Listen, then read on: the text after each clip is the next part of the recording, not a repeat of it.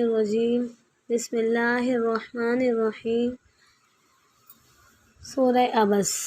سورہ عبس 80 صورت ہے۔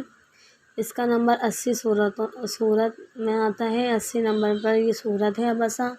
آیت نمبر اس کی 1 ہے اور اس کے اندر رکوع 1 ہے، اور آیت اس کی کتنی ہے؟ 42 ہے، ٹھیک ہے۔ اعوذ باللہ من الشیطان الرجیم بسم اللہ الرحمن الرحیم۔ عبسہ وتولیٰ، تو شروع ہوئے محمد صلی اللہ علیہ وسلم اور منہ پھیرا اور پیٹھ پھیری، یعنی اب اس آیت کا ترجمہ یہاں پہ یہ بتا رہے ہیں، تفسیر یہ بتا رہے ہیں۔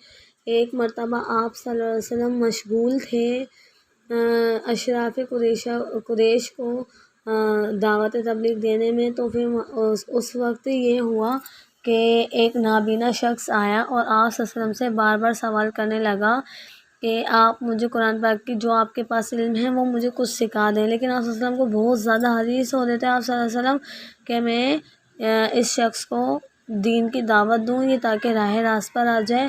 اس مشغولیت کی وجہ سے اس نابینا کا آپ صلی اللہ علیہ وسلم سوال کا جواب نہیں دے سکے، تو اس کے بارے میں یہ وعید نازل ہوئی تھی۔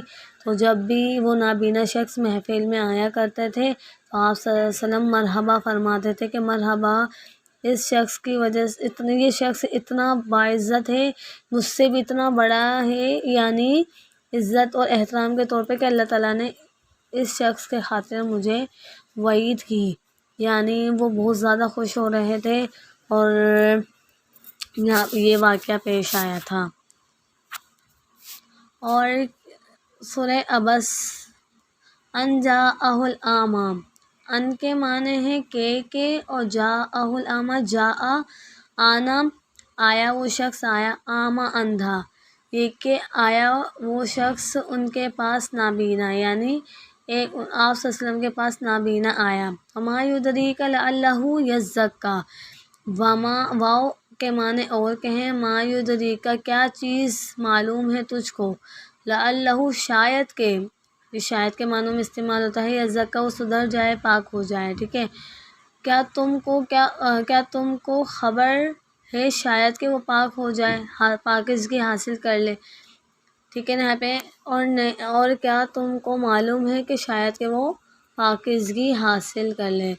او یذکر فتنفعہ الذکریٰ، او مطلب یا کے معنوں کے اندر آتا ہے یذکر نصیحت پکڑے، فتنفعہ الذکریٰ، فتنفعہ الذکریٰ فائدہ، ذکر مطلب نصیحت، یا سوچتا تو سمجھتا اسے فائدہ دیتا، یعنی آپ صلی اللہ علیہ وسلم کو یہاں پہ تنبیہ کی جا رہی ہے، یعنی اس شخص کوئی کافر چاہے مسلمان ہو یا نہیں ہو، ہمیں ان کو بتانا مقصود ہے، ان کے پیچھے لگنا مقصود نہیں ہے، ہم انہوں کو سمجھا ہی سکتے ہیں، لیکن آپ صلی اللہ علیہ وسلم کو اپنی امت سے اتنا پیار تھا کہ آپ صلی اللہ علیہ وسلم اتنا ان کو زور ڈالے تھے کہ وہ ایمان لے کر آ جائیں، لیکن وہ ایمان نہیں لے کر آئے۔ یہاں پر آپ صلی اللہ علیہ وسلم کو تنبیہ کی جا رہی ہے۔ اما من استغنا، اما مطلب رہا، من استغنا وہ جو بے پرواہی کرتا ہے، یعنی یہاں پہ بولیں جو وہ پرواہ نہیں کرتا، اما من استغنا، اما رہا من استغنا، اور جو وہ بے پرواہی کرتا رہا، ٹھیک ہے۔ اب اس کا ٹرانسلیٹ ایسے ہوگا جو پرواہ نہیں کرتا، یعنی کون پرواہ نہیں کرتا، یہاں پہ بتایا جا رہا ہے کہ کون پرواہ نہیں کرتا۔ اب یہاں پر یہ بتا رہے ہیں جو پرواہ نہیں کرتے، یعنی آپ صلی اللہ علیہ وسلم کو یہاں پہ یہ تنبیہ کی جا رہی ہے، بتایا جا رہا ہے ایک طریقہ کہ آپ ایسے شخص کے پیچھے ہرگز نہ پڑیں جو ایمان نہیں لے کر آ رہا، آپ ایک دفعہ بولیں، 2 دفعہ بولیں، 3 دفعہ، اس سے زیادہ آپ ان کے پیچھے نہ لگیں، تاکہ ان کو یہ محسوس نہ ہو کہ یہ ہمارے پیچھے پڑ گیا ہے اور وہ ڈھٹائی پر آ جاتے ہیں، ایسے شخص کو پھر چھوڑ دینا چاہیے اور ان کے حق میں دعا کرنی چاہیے، یہاں پر یہ بتایا جا رہا ہے۔ اور یہ بھی بتایا جا رہا ہے ایسے لوگوں کو بار بار اہمیت بھی نہ دو اتنی کہ وہ آپ کے سر پر چڑھ جائیں اور وہ سمجھیں کہ اس شخص کو ہم سے کچھ لالچ ہے یا کچھ ہے، تو یہاں پہ بولیں جو پرواہ نہیں کرتا اس کی آپ بھی پرواہ نہ کریں۔ فَأَنْتَ لَهُ تَصَدَّىٰ، تو آپ اس کی طرف تو تم توجہ کرتے ہو، اس کی طرف تم توجہ کرتے ہو۔ فَأَنْتَ آپ لہو تصدع اس کی طرف مائل ہوتے، فکر کرتے، یعنی اس شخص کی طرف. وما علیک اللہ یزکا، اور نہیں ہے آپ پر ذمہ داری کہ وہ پاکیزگی اختیار نہ کریں. ٹھیک ہے، اور نہیں آپ پر ذمہ داری ہے کہ وہ پاکیزگی اختیار کریں یا سدھر جائیں. حالانکہ اگر وہ نہ سنورے تو تم پر کچھ الزام نہیں ہے. آپ صلی اللہ علیہ وسلم کو یہاں پہ بتایا جا رہا ہے.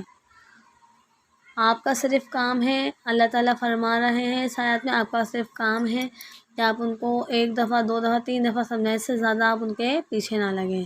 وَأَمَّا مَنْ جَاءَكَ يَسْعَىٰ، دین میں زبردستی نہیں ہے. اللہ تعالیٰ جس کو چاہے ہدایت دیتا ہے، جس کو چاہے چھوڑ دیتا ہے غلط اس میں. وَأَمَّا مَنْ جَاءَكَ يَسْعَىٰ، وَأَمَّا اور رہا جو تو آتا، وَأَمَّا کے معنی ہے اور رہا تو، من جاءک جو تو آتا، یعنی جو شخص آیا آپ کے پاس یسعیٰ دوڑتا ہوا، اور جو تمہارے پاس دوڑتا ہوا آیا ہے، وہو یخشیٰ وہ خدا سے ڈرتا ہے.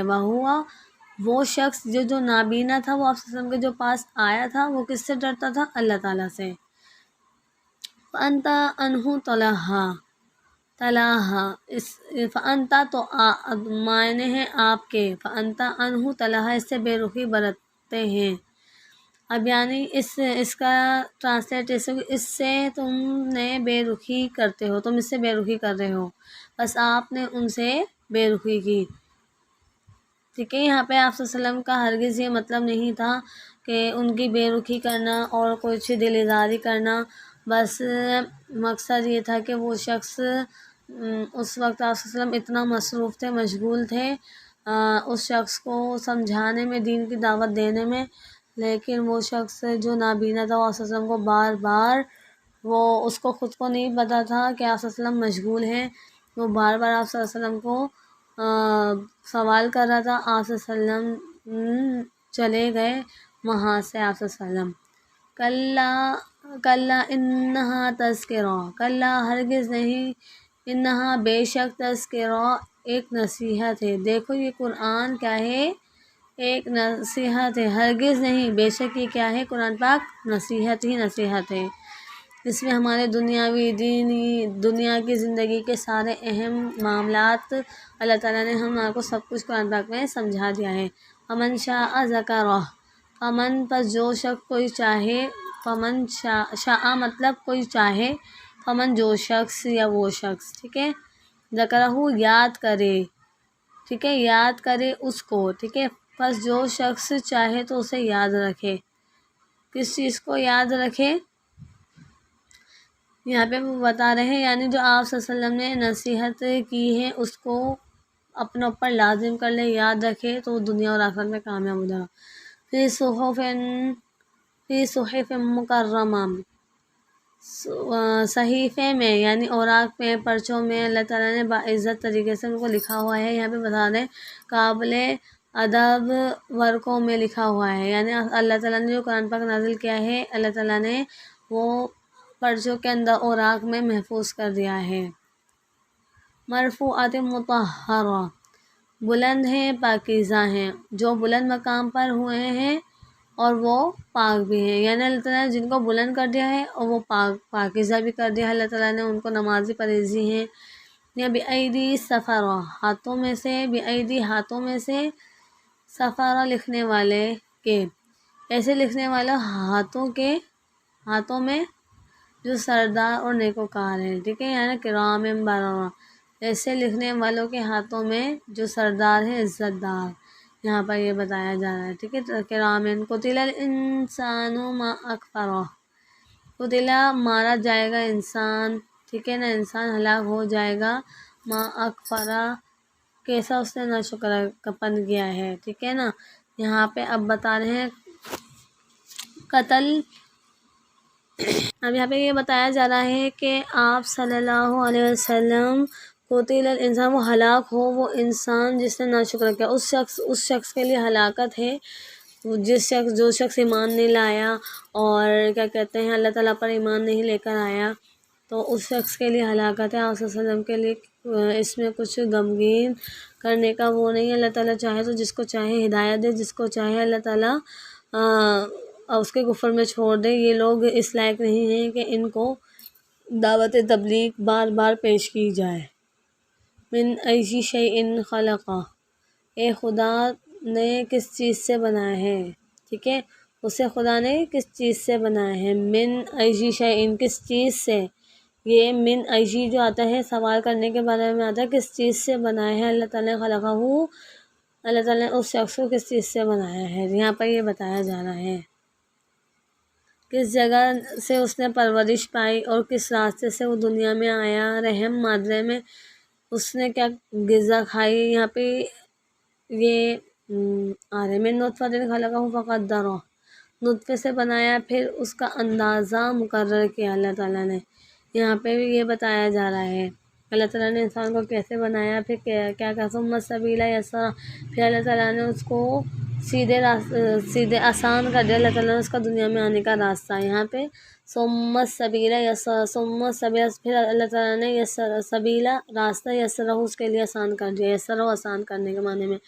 ثم اماتہ فاقبرہ، پھر اس کو موت دی، پھر قبر میں دفن کرائے. یہاں پہ اللہ تعالیٰ نے انسان کی کہاں سے پیدائش ہوئی اور کہاں پر وہ ختم ہو جائے گا اللہ تعالیٰ نے اس کی ساری اللہ تعالیٰ نے بتا دیا ہے. اللہ تعالیٰ نے اس کو نطفے سے پیدا کیا، پھر گوشت کا لوتھڑا وغیرہ بنایا، اس کے ماں کے پیٹ میں اس کو کھانا کھلایا، پھر اللہ تعالیٰ اس کے لیے